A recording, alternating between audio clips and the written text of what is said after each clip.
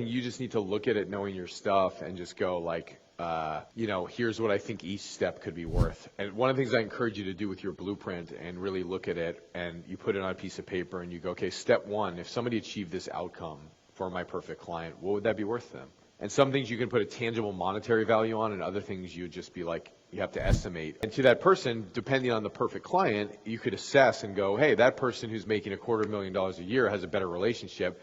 I think in the perspective of, wow, they're going to prosper even more in a better relationship. So they'll probably maybe make, if they're an executive, maybe they make 20% more next year, they make 30% more next year. Maybe they're an entrepreneur and they're a better relationship, they might double their income, So I always equate stuff of like anything in my life would actually either make my business better or worse. So the direct outcome that you're giving might be worth this.